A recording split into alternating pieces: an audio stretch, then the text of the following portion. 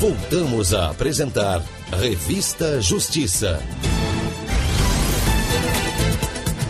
Estamos de volta com Revista Justiça 8h31. Revista Justiça. Debate. Ainda dentro do Agosto Lilás, vamos falar agora aqui no nosso debate sobre decisões do STF, do STJ no combate à violência contra a mulher e também a importância de termos uma maior representatividade feminina nos tribunais, nos julgamentos dessa natureza.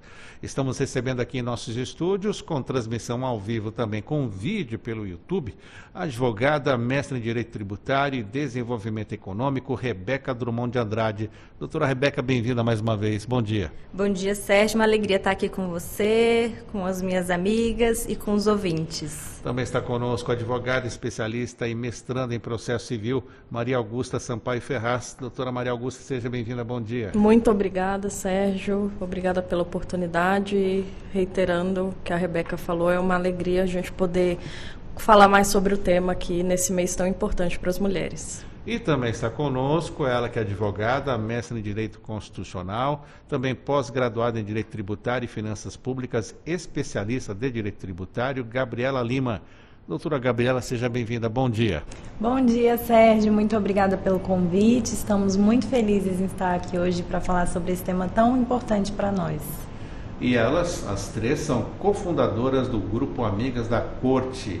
Antes de falarmos do nosso tema principal aqui, doutora Rebeca, conta pra gente um pouco o que é esse Grupo Amigas da Corte. Sérgio, esse foi um grupo que foi fundado por nós aqui, né? A Maria Augusta, a Gabriela Lima, por mim, Rebeca, e por uma outra grande advogada e querida amiga, que é a Ana Paula Jessen, que não pôde estar aqui hoje em razões de compromissos profissionais. E esse grupo, ele parte de um pressuposto, que foi identificar a carência de mais mulheres atuando nos tribunais, nas cortes superiores. Supremo Tribunal Federal, Superior Tribunal de Justiça, Tribunal Superior Eleitoral, TST, tantos outros, CNJ. Temos muitas advogadas, temos muitas assessoras, temos magistradas também que estão, né, nesse universo, atuam nesse universo, seja como, por exemplo, juízas auxiliares, mas também as próprias ministras. Mas a gente identifica, assim, uma dificuldade até mesmo de fazer networking, de estar presente em eventos, de estar juntas, trocando ideias.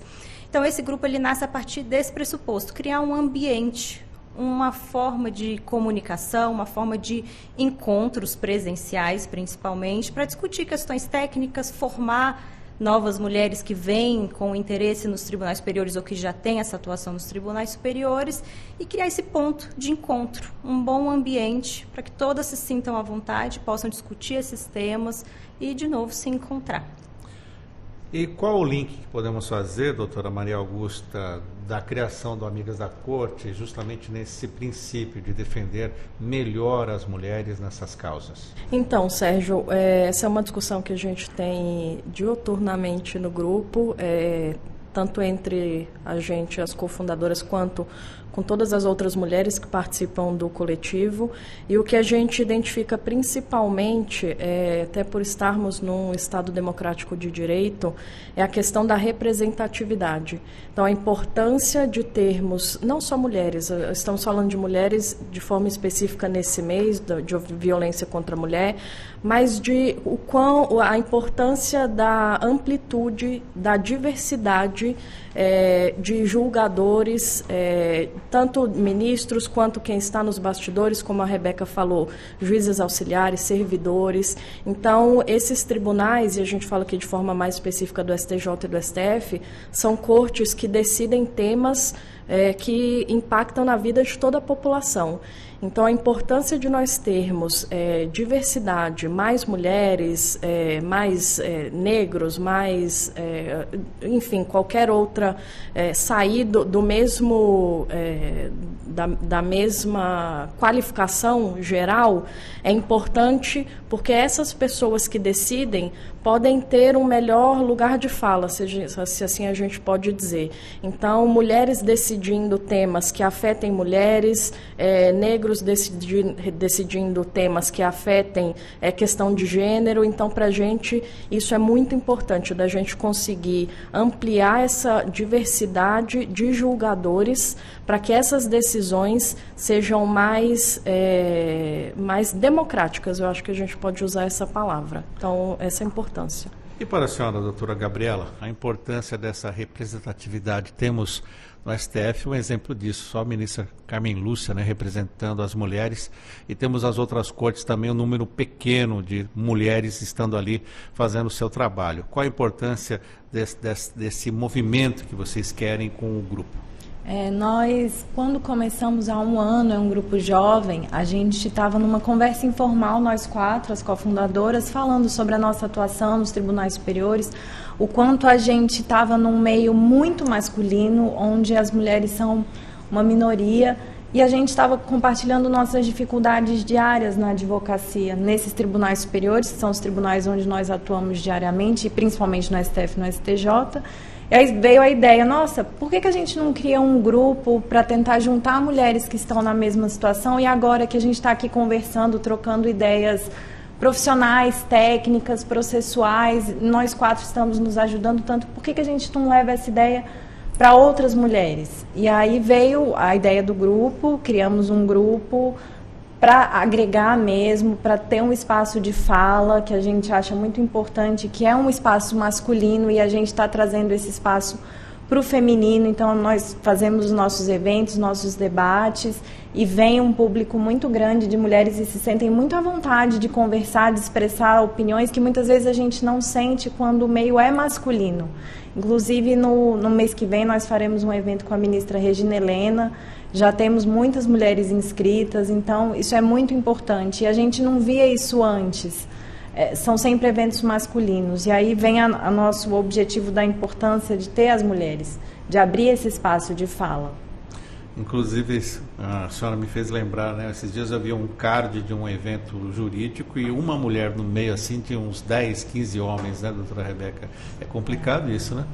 Sérgio, eu acho que a gente vê também diuturnamente, né? Tem mudado bastante, né? Eu acho que tem muitos grupos e eventos com a preocupação de trazer mais participação feminina. Eu acho que isso é graças muito ao movimento de outros grupos, de outros coletivos, disso ser colocado em pauta, né? Tanto essa pauta tem sido tão cada vez mais crescente, repito, que na própria realidade dos tribunais a gente vê as metas também nesse sentido, né? STF, STJ, principalmente, com essa preocupação de trazer, olha, a gente precisa colocar em pauta, em discussão, a representatividade das mulheres, a celeridade nos julgamentos que se relacionam à violência doméstica, por exemplo, e outros tipos de violências, né, que têm relação ao gênero. E aí, trazendo de novo, Sérgio, essa questão da nossa dificuldade dos eventos, ela é uma realidade, sim. Mas acho que tem sido cada vez mais combatida. E aí vem novamente o projeto Amigas da Corte nesse sentido. E como a Gabriela falou, a gente vê como as mulheres que estão ali naquele evento, naquele café da manhã ou naquele almoço que nós normalmente organizamos, como elas se sentem à vontade para se expressar.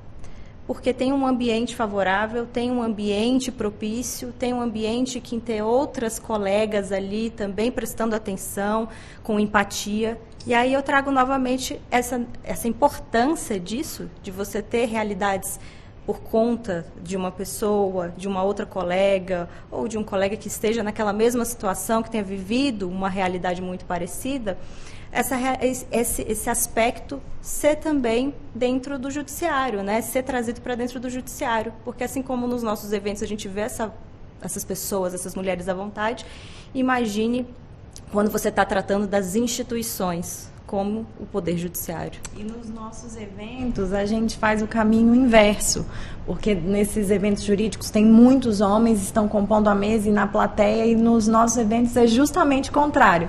Sempre são as mulheres à frente, nas mesas, debatendo, e na plateia 95% de mulheres. Esse evento mesmo nós já temos aproximadamente 50 inscritos e tem acho que 4 homens. Então a gente está fazendo esse caminho inverso. E disso que a Rebeca falou também, o que a gente percebe é que até então, antes desse movimento de cada vez mais coletivos, mais grupos, mais mulheres, quando você, no caso a mulher, não se sente representada ou ela não enxerga que ali também tem mulheres, naturalmente, isso eu acho que qualquer grupo se sente inibido de individualmente tomar alguma atitude. Então, o que a gente percebe é que, com a criação do nosso grupo e de diversos outros, as mulheres elas têm mais vontade, mais liberdade de estarem nesses espaços por estarem acompanhadas de outros semelhantes do grupo, né? Então, isso abre espaço para mais debates, para mais ações que a gente consegue fazer perante os órgãos, tanto os tribunais, quanto de forma na iniciativa privada, junto a escritórios de advocacia. Então, a gente percebe assim, o movimento ele vai se autoalimentando para que essa representatividade aumente cada vez mais. Uma curiosidade, doutora Rebeca, no seu exercício da função como advogada, a senhora já sofreu, assim, sentiu que estava sendo discriminada pelo fato de ser mulher? Sérgio, noite e dia acontece, né? E a gente vai criando umas formas de escudo para quando essas situações elas ocorrem.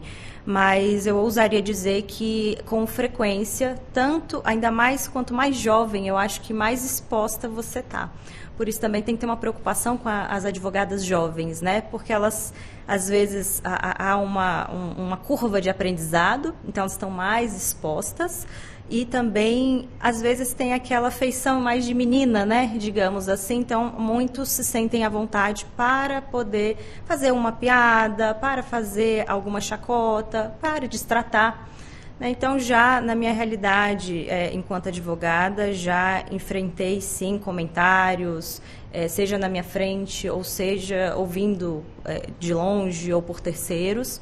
E, às vezes, então, se você tem aqueles tipos de violências que são expressas, então, são feitas não só, e aqui a violência, mesmo nesse sentido, não de uma violência física, né, mas até psicológica, o que acontece ali nitidamente, por forma de palavras muito expressas, muito claras, mas você também tem aquela coisa velada, né, do dia a dia ali, que você identifica que estão cortando a sua palavra, estão tentando traduzir o que você disse, né, a figura masculina sempre fazendo isso.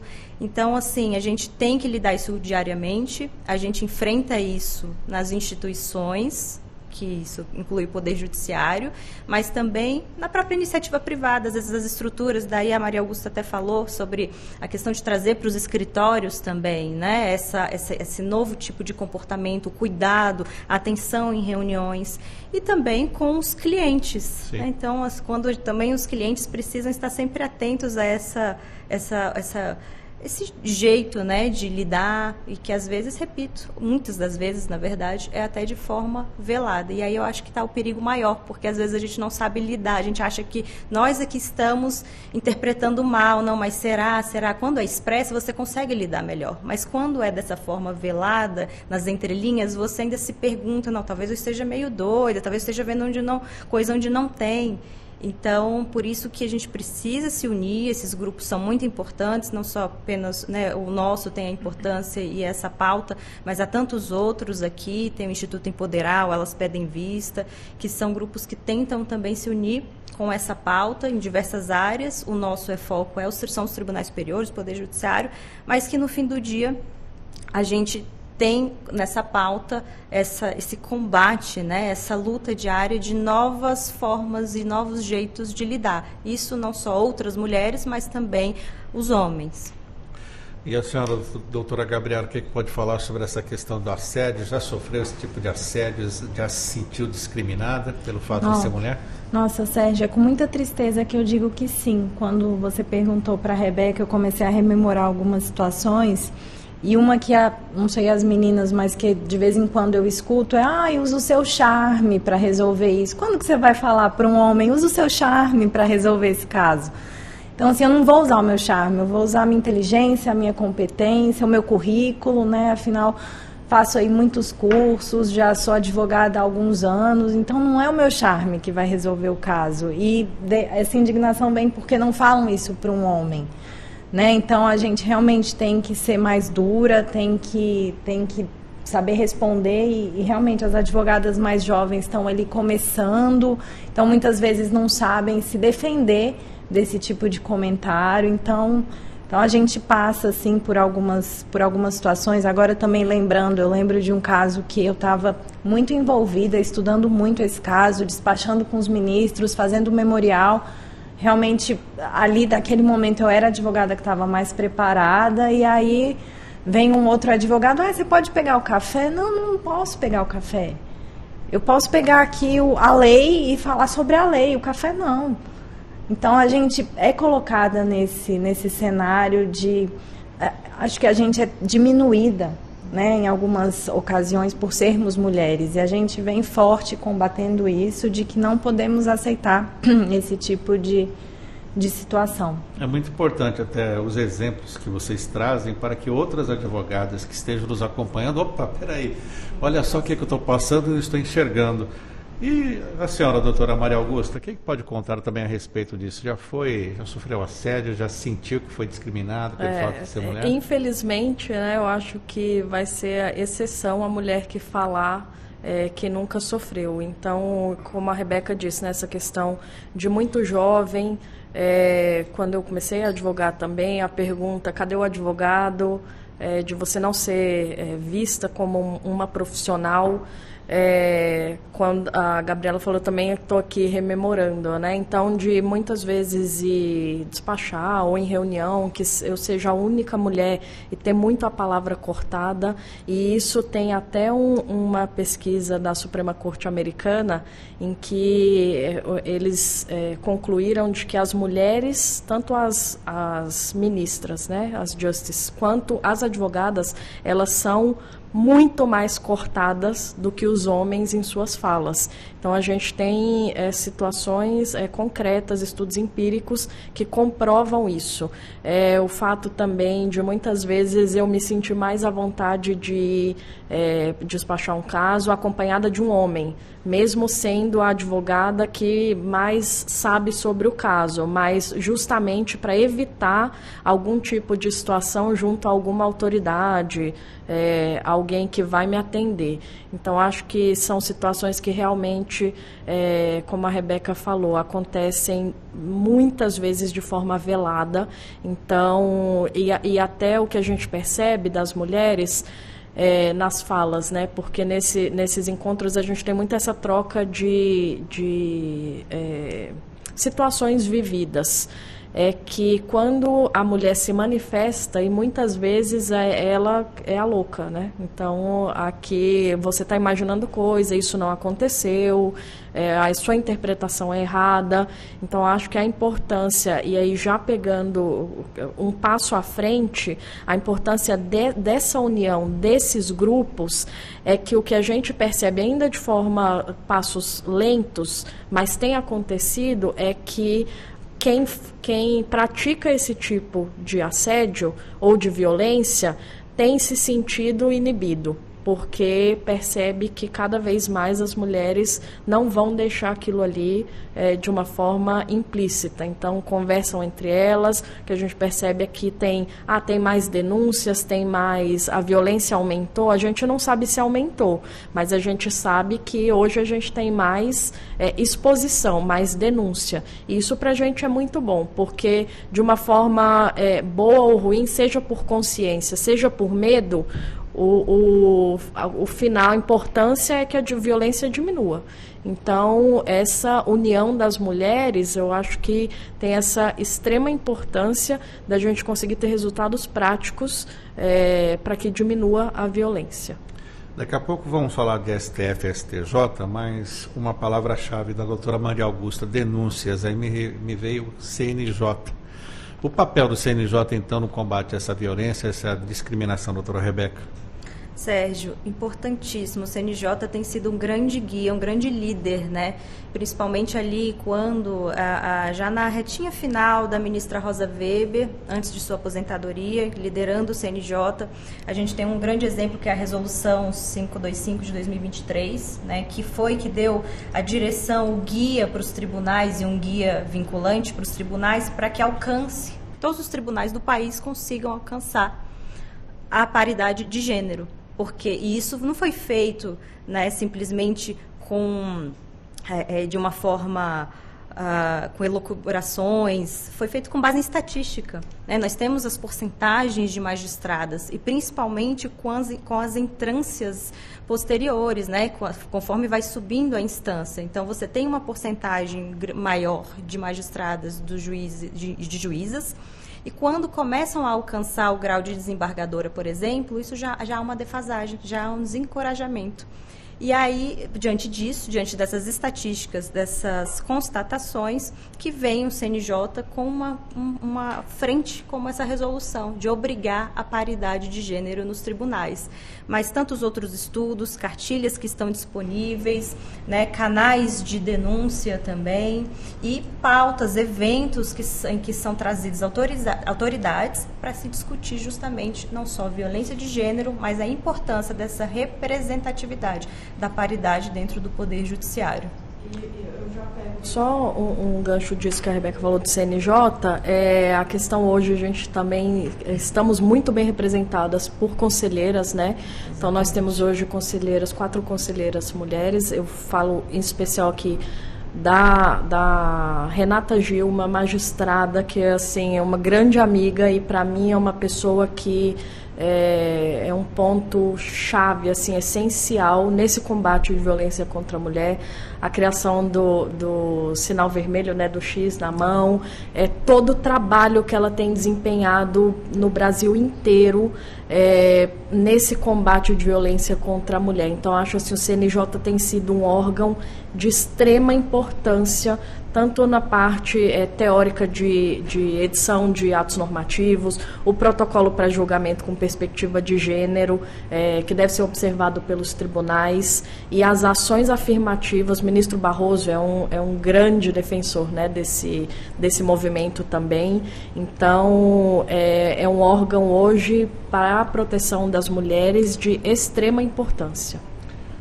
Pode acrescentar alguma coisa também, doutora Sim, Gabriela? até falando sobre esse ponto, me lembrei da carta aberta que nós fizemos juntamente com outros, acho que aproximadamente 30 coletivos, com essa perspectiva de gênero, sobre a indicação de mulheres para as 2 vagas que foram abertas no STJ em decorrência da aposentadoria da ministra Suzete e da ministra Laurita.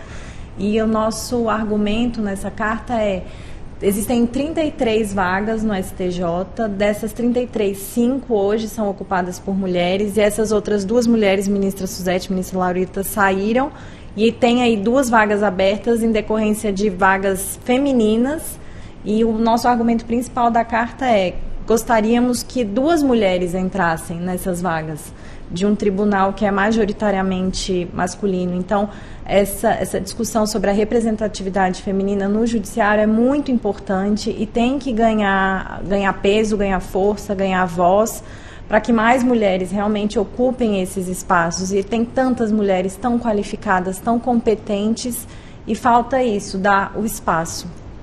Sérgio, se me permite, a gente tem dentro dessas estatísticas, né, até elaboradas pelo CNJ, em 2019, nos tribunais superiores, só não vou nem aqui trazer os juízos de piso, né, mas nos tribunais superiores, nos últimos 10 anos, a representatividade teve uma redução. Então, a gente tinha 23,6% de representação feminina, caiu para 19,6%. Então, são porcentagens, estatísticas e dados que nos alarmam, porque já que a gente está evoluindo, a gente precisa evoluir nessa representatividade também.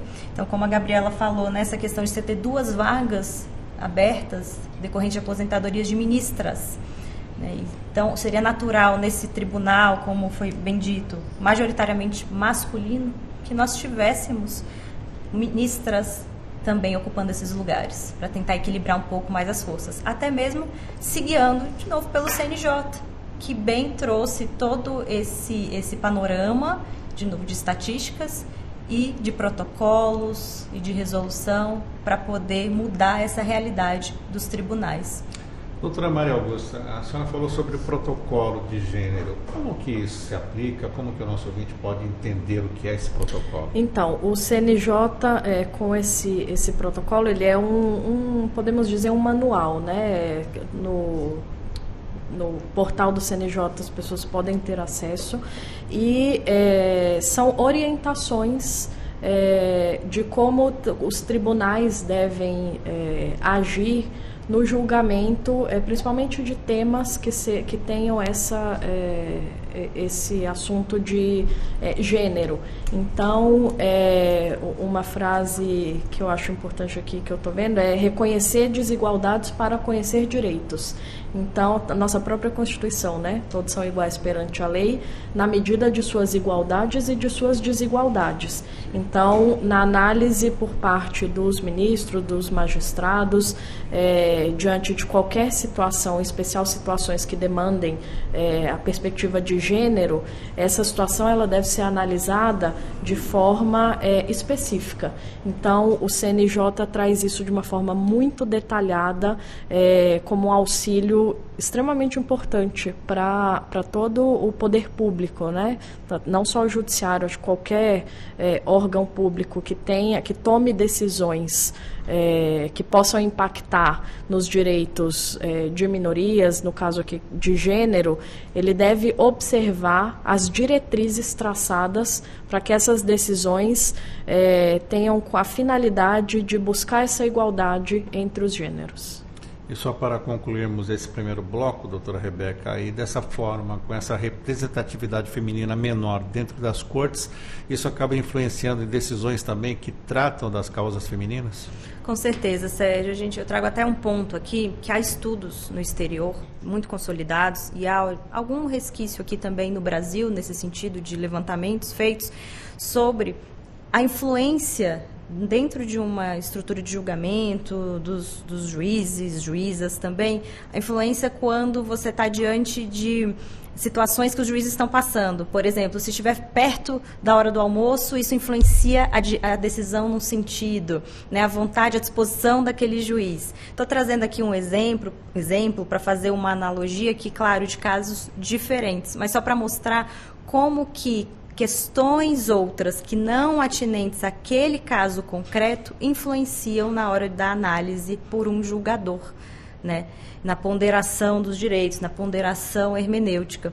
E essa questão de gênero não poderia ser diferente. Então, temos casos que, claro, aqui sempre fazendo, né, uma parte de que não é que magistrados homens não possam julgar, não tenham competência. Temos N decisões do próprio STJ, votos aqui no Supremo Tribunal Federal também, que mostram, né, de magistrados, de ministros, que vão numa direção muito positiva no combate, por exemplo, contra a violência à mulher.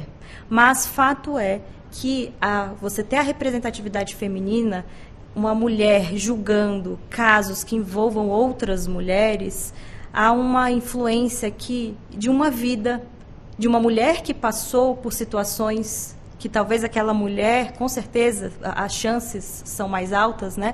Ter passado por uma violência como aquela que ela está julgando, que ela está tratando. Então, isso inevitavelmente traz um outro olhar, traz uma empatia, mesmo na aplicação do direito. E a aplicação do direito que não é feito somente da lei crua, nua e crua. Se fosse assim, podemos substituir todos os juízes por uma inteligência artificial. E talvez até a inteligência artificial faça ponderações. Então, é claro que a realidade de cada um traz, sim, para dentro de um julgamento, essa influência, essa visão, as experiências de vida. Então, quanto à pauta gênero e essa representatividade feminina, portanto, ela tem sim uma necessidade e não tenho dúvidas, uma influência sobre cada caso. Eu até gostaria de chamar a atenção quanto a isso e citar a ministra Daniela Teixeira, que hoje compõe a 5ª turma do STJ, da 3ª sessão, que trata de direito penal. E ela é a única mulher dessa turma, e na 6ª turma não tem outra mulher. Então, assim, ela está julgando casos que tratam sobre a violência feminina, Recentemente teve uma discussão sobre o estupro e a ministra realmente trouxe argumentos muito sensíveis que apenas uma mulher poderia trazer. E isso faz toda a diferença para o julgamento. Muitas vezes um ministro pensa, realmente. Então é muito, muito, muito importante mesmo. E até falando sobre a ministra Daniela Teixeira, na prática ela passou por uma situação muito complicada quando ela estava grávida de 29 semanas. Ela foi fazer uma sustentação oral, agora não me recordo em qual tribunal, mas ela foi no CNJ? Ela já, acho que tinha uma gravidez um pouco mais complicada, pediu preferência na sustentação oral, não foi concedida, ela ficou lá por muitas horas e saiu do CNJ direto para o hospital e teve a bebê prematura que ficou muitos dias na UTI e a partir daí veio a lei Júlia Matos, que é para trazer a prioridade na sustentação oral de mulheres gestantes. Então, olha a importância do olhar feminino. Vamos fazer um intervalo no nosso debate, que você acompanha aqui pela Rádio Justiça e também pelo YouTube, Rádio TV Justiça ao vivo. Vamos falar ainda, né, sobre as decisões do STF e do STJ no combate à violência contra a mulher. E já falamos sobre a importância dessa maior representatividade feminina nos tribunais, nos julgamentos dessa natureza. Estou aqui com a doutora Rebeca Drummond de Andrade, doutora Maria Augusta Sampaio Ferraz e também a doutora Gabriela Lima. Intervalo e já voltamos.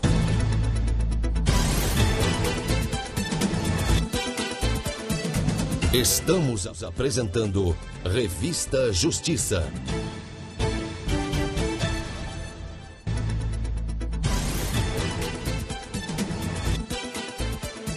Voltamos a apresentar Revista Justiça.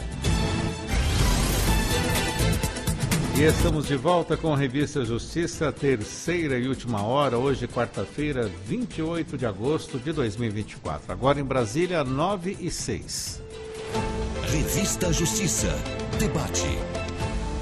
Hoje estamos falando sobre a importância, o combate à violência contra a mulher. Já falamos no primeiro bloco sobre a importância dessa maior representatividade feminina nos tribunais, nos julgamentos para combater essa violência contra a mulher e também esta questão da representatividade.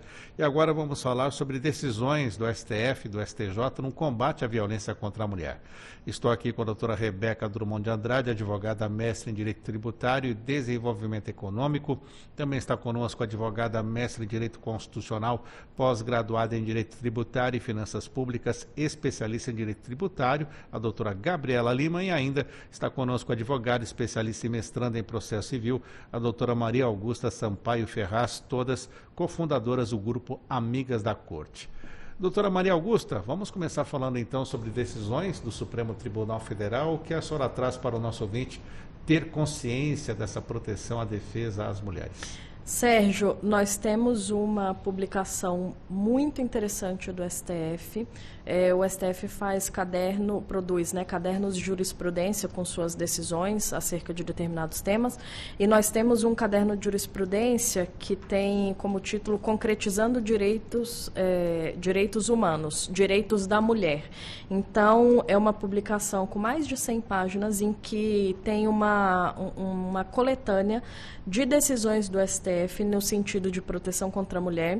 E essa publicação é muito interessante porque ela traz uma linha do tempo dessas decisões, fala sobre cada uma, o contexto, a tese fixada, e começa com a primeira decisão nesse sentido em 2008, processo de relatoria do ministro Aires Brito, que foi aquele caso de autorização da constitucionalidade de pesquisa com células embrionárias. E eu lembro muito bem desse julgamento. Eu estava no plenário, lembro da doutora Maiana Zatz, na época, geneticista, né? Que sustentou aqui e uma das pioneiras nessa defesa, né, da liberdade da mulher.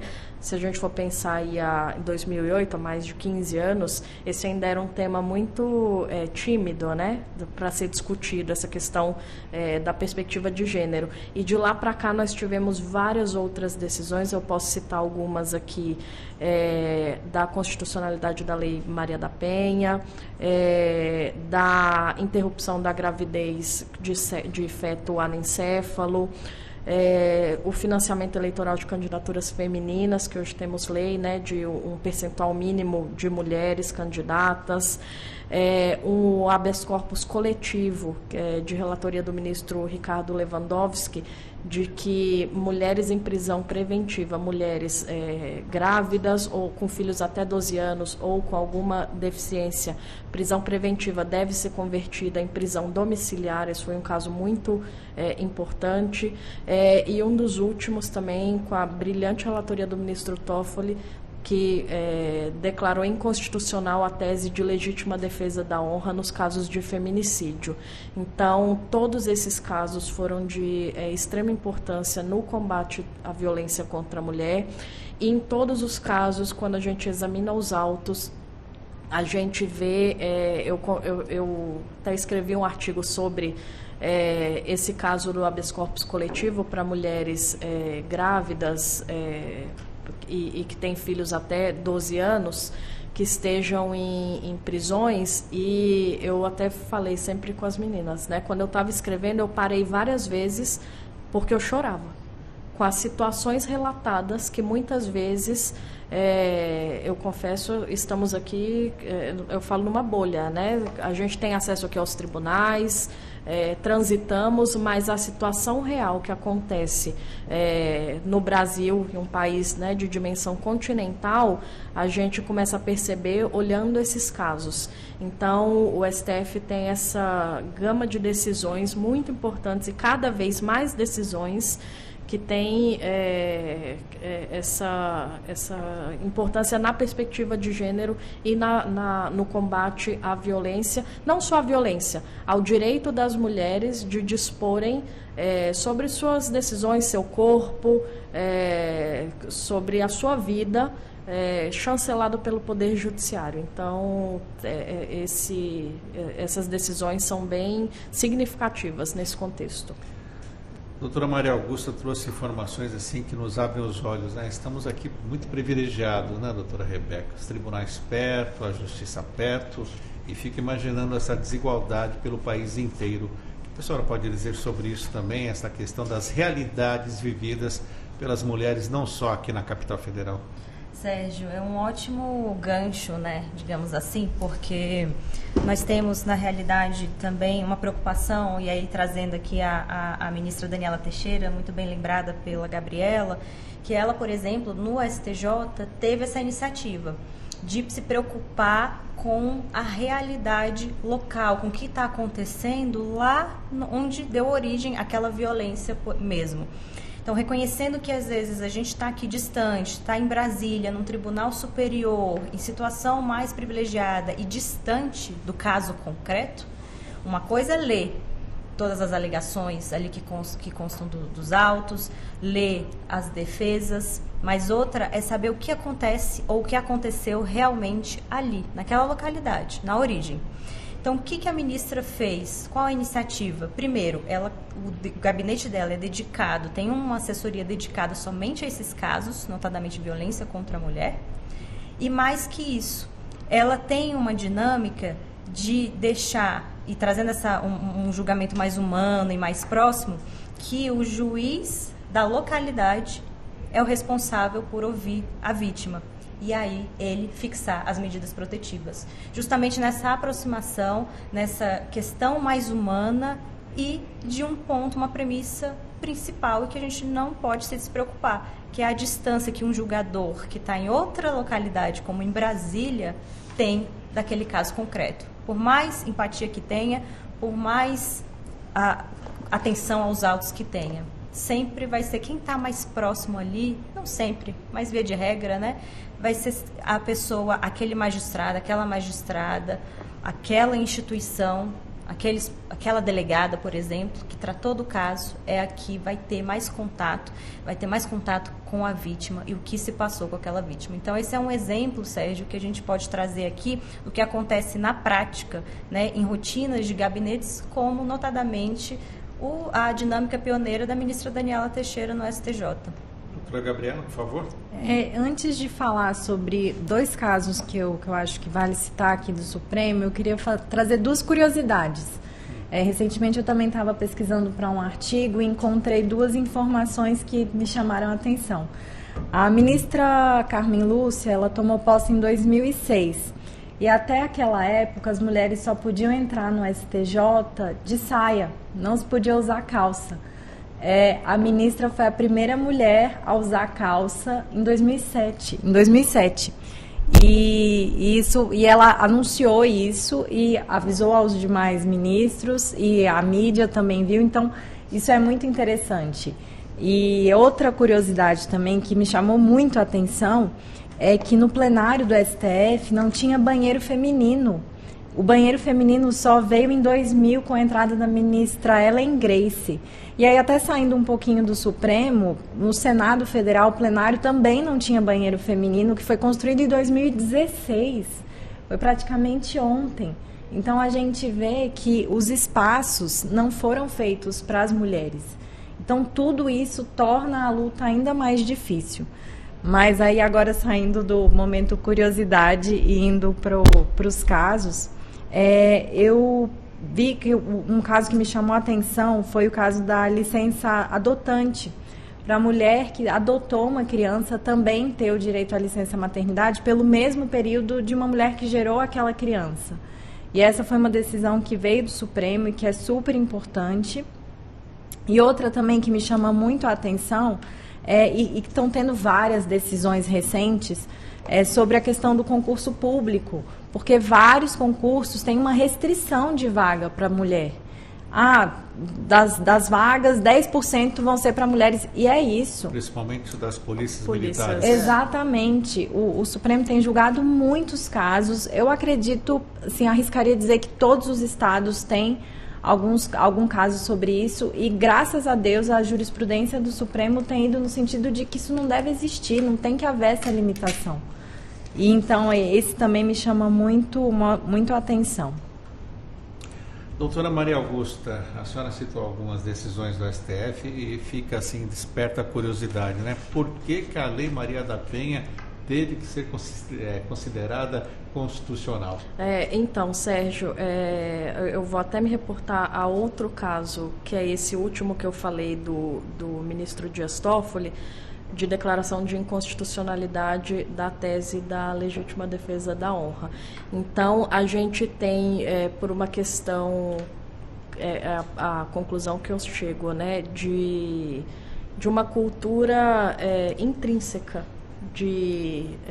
da naturalização da violência, de condutas contra a mulher, em que o próprio sistema questiona se, quando você tem uma lei que protege a mulher, se aquilo ali é constitucional, se aquilo ali é aceito dentro do nosso sistema. Então, essa questão da constitucionalidade da Lei Maria da Penha, a discussão foi se essa constitucionalidade, se a lei estaria ali no espírito, né, de acordo com a Constituição, se a nossa Constituição aceitaria essa matéria como de acordo com o nosso sistema legal. Chegamos à conclusão, né, de que a lei é constitucional, e graças a essa lei a gente tem aí uma evolução.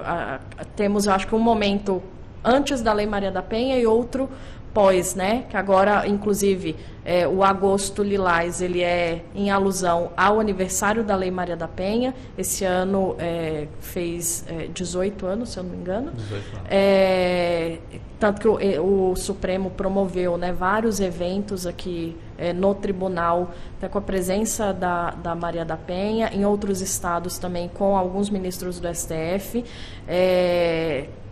para reiterar, positivar, né, essa constitucionalidade, essa adequação de que essa lei, ela faz parte do nosso sistema jurídico, ela está de acordo com a nossa Constituição. E, acho que pós essa decisão de constitucionalidade, ela abriu portas para várias outras que eu citei, nesse sentido. Quando a gente se pergunta, né, vou mais uma vez falando dessa decisão da inconstitucionalidade da tese da legítima defesa da honra, é uma coisa assim, quase que surreal, né? A gente pensar que um homem poderia matar uma mulher e o argumento dele ser de defesa da honra. Então, eu posso tirar a vida de uma mulher e a minha, eu ser, não ser condenado, ser absolvido, né? Porque a minha honra foi ferida. O contrário nunca existiu. Então, é uma coisa que aí nos 500 anos de Brasil, nós precisamos de 500 anos, literalmente, para dizer que isso não está de acordo com o nosso sistema. Porque até então era naturalizado e uma tese aceita, tribunal do júri, né? Então, se o tribunal entendesse que a honra daquele homem, os jurados, tivesse sido ferida, ele não seria condenado, aquela morte seria justificada. Então, algumas, como você falou, né? Como que uma lei que protege as mulheres pode ser questionada a sua constitucionalidade. Então, acho que isso tem muito a ver com toda a cultura de muitos séculos de naturalização de violência contra a mulher, do papel da mulher, que a Gabriela falou, né? De ser a mulher ter aquele papel determinado e o homem poder ter algumas atitudes que não fossem condenáveis.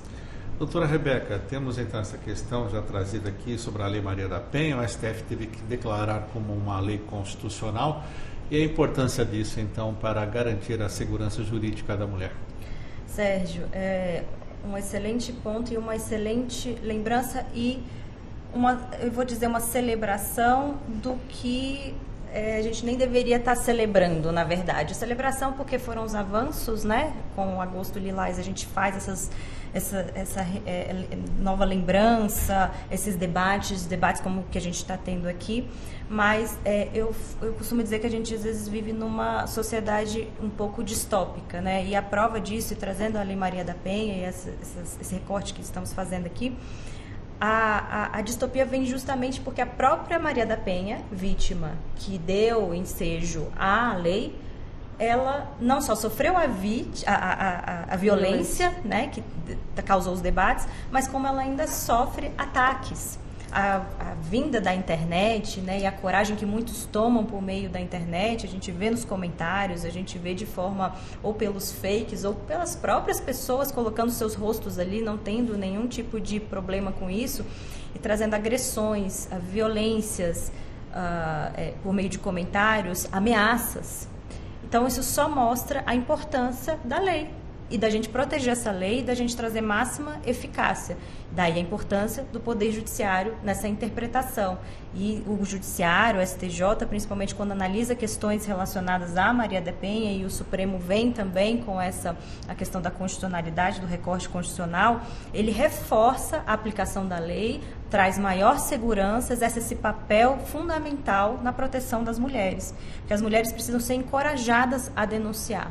Por isso, as instituições precisam estar bem também fomentadas, estarem cientes e com mulheres representando.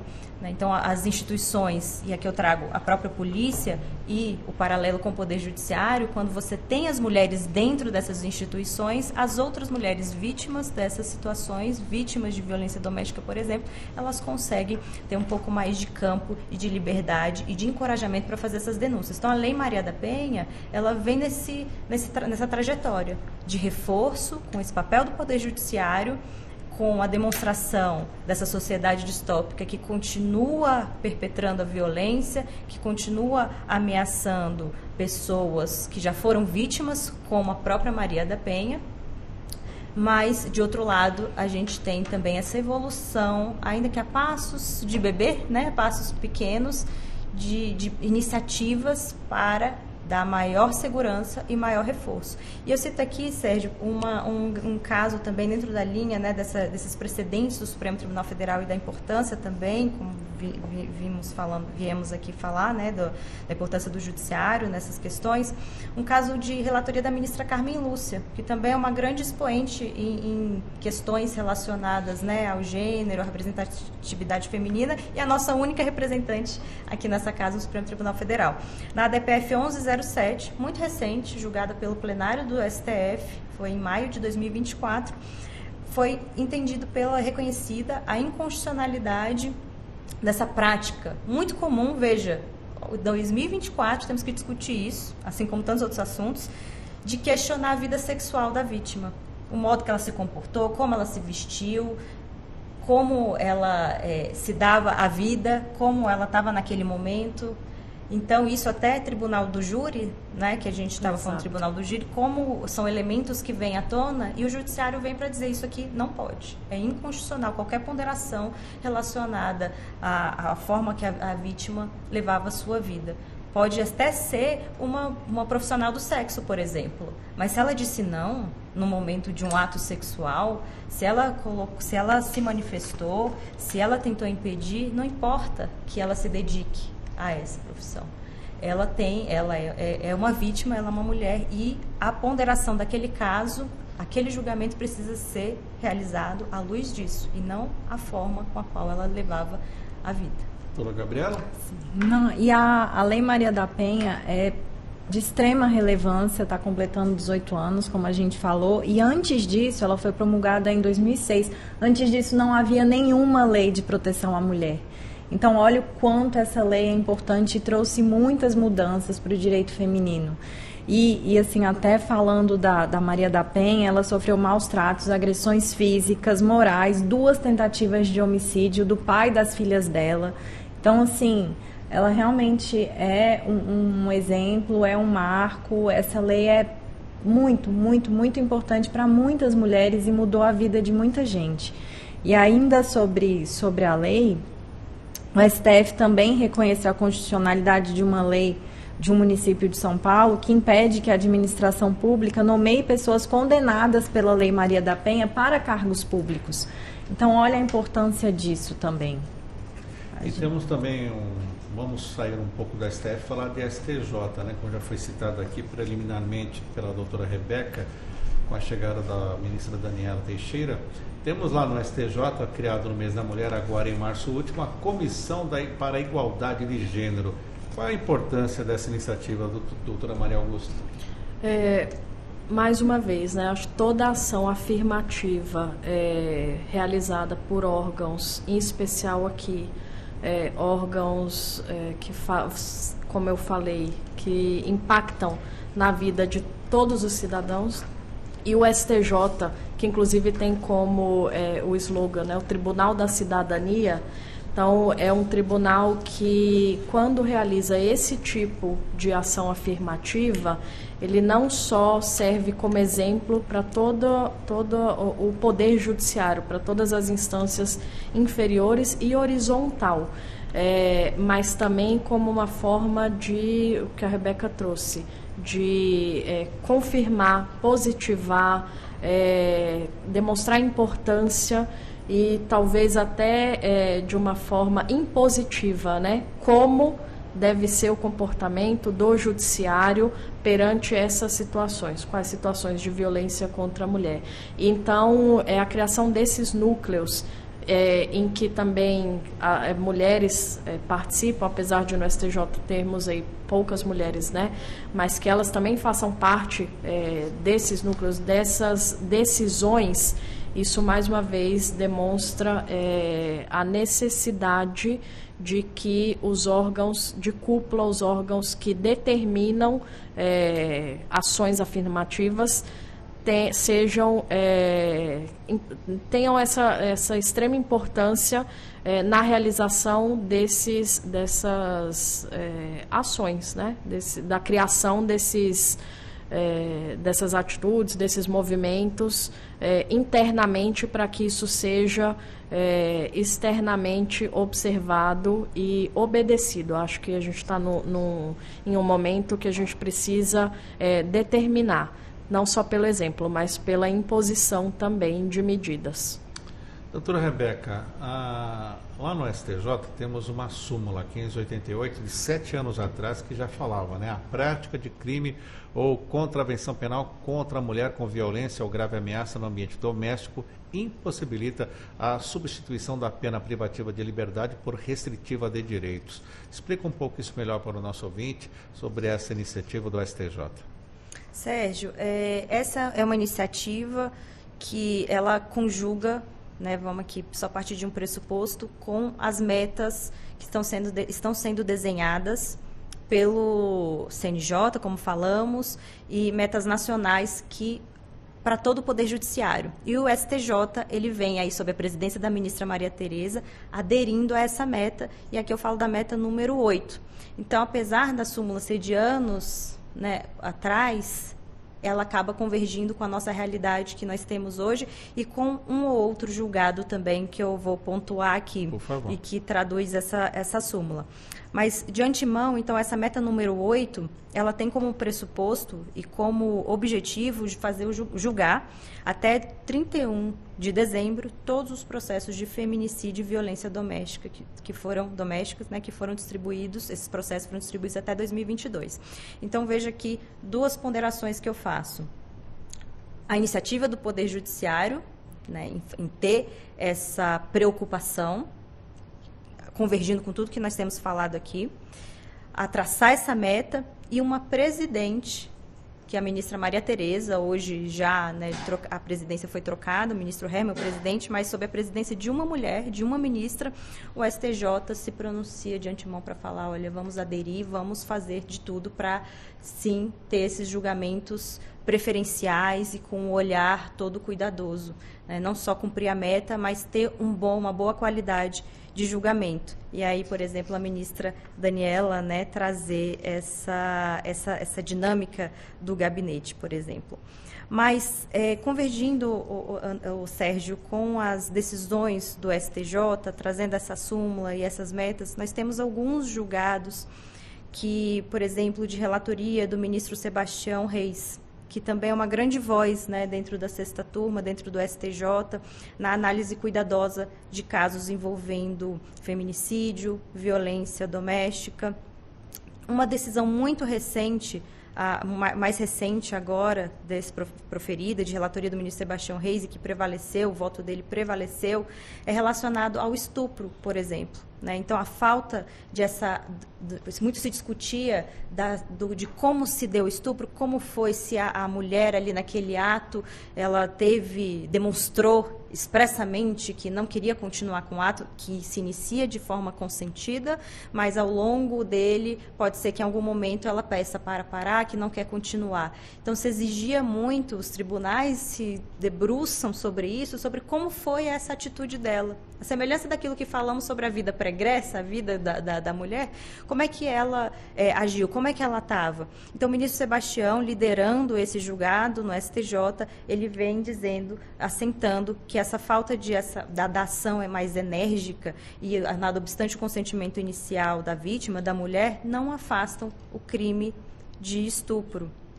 Então, nós temos outros recortes do STJ também que trazem isso, que trazem a questão da pena agravada, e aqui eu trago um caso também não muito distante, da quinta turma de relatoria do ministro Ilan Paciornik, que é a pena agravada para quem agride a mulher no âmbito doméstico, que se discutia a possibilidade de colocar um adicional ali na pena, um agravante, e prevaleceu na turma, sob a liderança do ministro Paciornik, que a pena agravada, sim, ela vai ser configurada quando a violência se der nesse âmbito doméstico. Ou seja, uma visão de que, num ambiente em que a mulher deveria ter o maior cuidado, o maior conforto, né, de onde se menos espera, é de onde vem essa violência contra ela. Então, temos que falar, sim, no agravamento dessa pena. E temos também posicionamentos do STJ, doutora Gabriela, sobre o feminicídio, né, como qualificadora que deve incidir em casos de violência doméstica e familiar contra a mulher. Como a senhora vem observando esse crescimento, infelizmente, dos casos de feminicídio e o poder também, a influência do STJ para combater esse tipo de crime? É muito importante a atuação do STF e do STJ nesse combate ao feminicídio.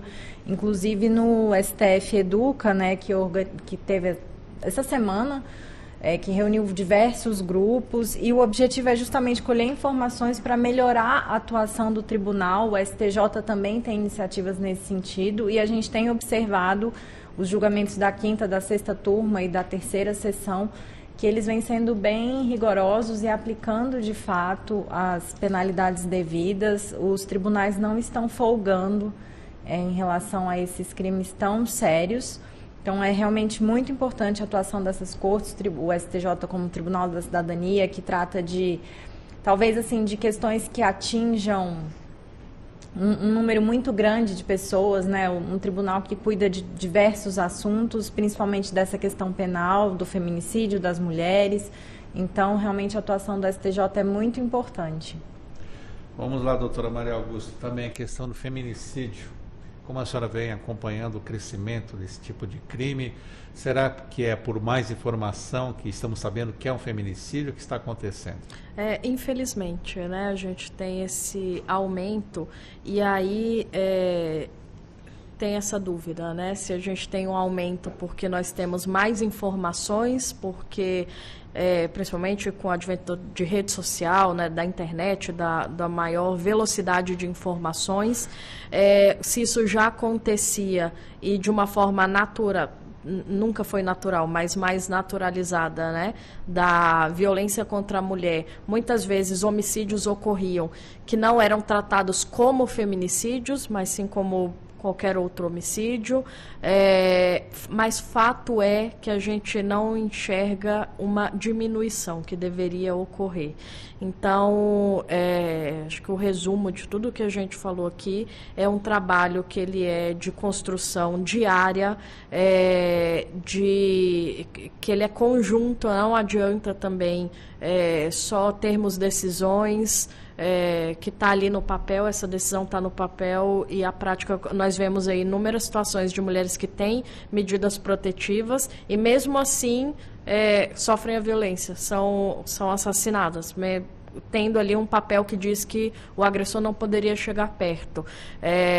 Então, acho que a gente tem passado assim, por uma situação, ao mesmo tempo, de maior conscientização e talvez até pelo tema estar cada vez mais exposto na sociedade, isso pode gerar mais revolta de quem acha que aquilo ali não é uma coisa importante, então que as mulheres não deveriam ter esses direitos.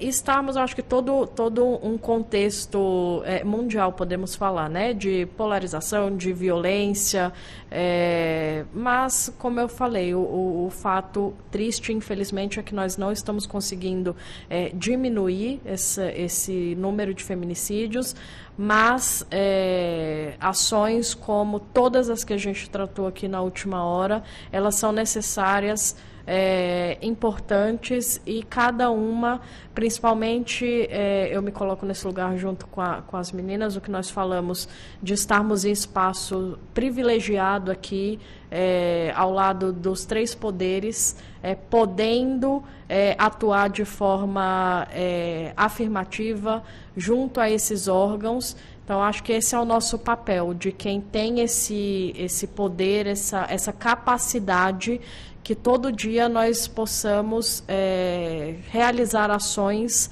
para buscar diminuir esse número tanto de feminicídio como de qualquer violência contra a mulher. Inclusive, tem informações aqui do monitor de feminicídio no Brasil. 81,1% das mulheres vítimas de feminicídio no Brasil no primeiro semestre deste ano nunca haviam registrado um boletim de ocorrência ou solicitado uma medida protetiva contra os agressores. Para finalizarmos a questão do feminicídio, doutora Rebeca, qual a sua posição ainda a respeito dessa violência tão lamentável? Sérgio, a gente tem uma questão estrutural aqui. Isso fica evidente em todas as nossas conversas e se a gente aprofundar mais, vai vir ainda mais coisas. Mas há um desencorajamento, né, para as denúncias. Primeiro porque, às vezes, as vítimas não acreditam que vai ser feita alguma medida efetiva. As estatísticas mostram seja pelo aumento real ou porque estão se reportando mais, mas fato é que a quantidade de mulheres, dia e noite a gente vê na mídia, né, notícias nesse sentido, de mulheres que tinham uma medida protetiva, né, que usufruíam de uma medida protetiva ou que já haviam denunciado, já haviam efetivado um boletim de ocorrência e mesmo assim, tempos depois, o agressor se encontrou com elas e para uma medida muitas vezes fatal ou para perpetrar alguma violência. né, física. Então, há primeiro ponto, na minha visão, esse desencorajamento, daí a importância que eu venho falando aqui do fortalecimento das instituições, de todas as esferas, o que não inclui só o Poder Judiciário, mas também a polícia, né, e todos os envolvidos, principalmente naquele primeiro momento, que recebem a denúncia, Ministério Público. E, então, esse desincentivo e a efetividade das medidas. Né? A efetividade das medidas. Uma decisão judicial ela precisa ser cumprida. Uma decisão judicial contra um agressor, ela precisa ter esse caráter humano e também efetivo. Esse agressor precisa ter a sua restrição de liberdade, mais do que a esfera patrimonial, porque há a imposição de multas também que vão na esfera patrimonial do agressor, como uma medida também de desincentivo. Mas os números mostram que isso não é eficaz. Precisa haver realmente questões mais enérgicas, tirar esse agressor do convívio.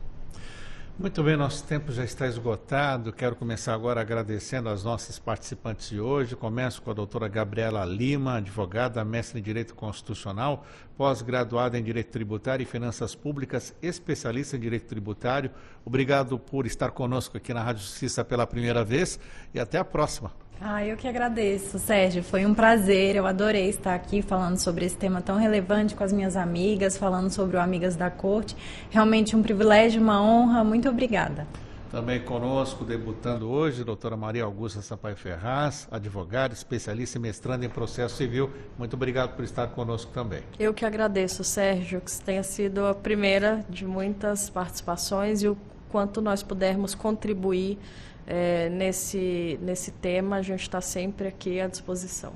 Também agradeço a advogada, mestre em Direito Tributário e Desenvolvimento Econômico, doutora Rebeca Drummond de Andrade. Muito obrigado por estar conosco. Doutora Rebeca também, as três são cofundadoras do grupo Amigas da Corte. Obrigado por estar conosco. Sérgio, muito obrigada. Obrigada aos nossos ouvintes, a quem está nos assistindo. E eu encerro aqui com uma frase que eu gosto muito, que é da cantora norte-americana Nina Simone, que a liberdade para mim é isto, não ter medo. Então, tudo que a gente está falando aqui é sobre liberdade.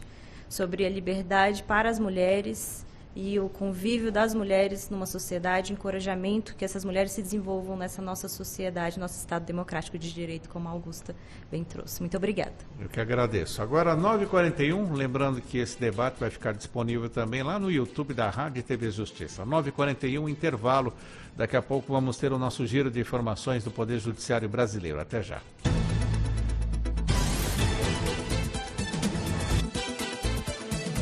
Estamos apresentando Revista Justiça.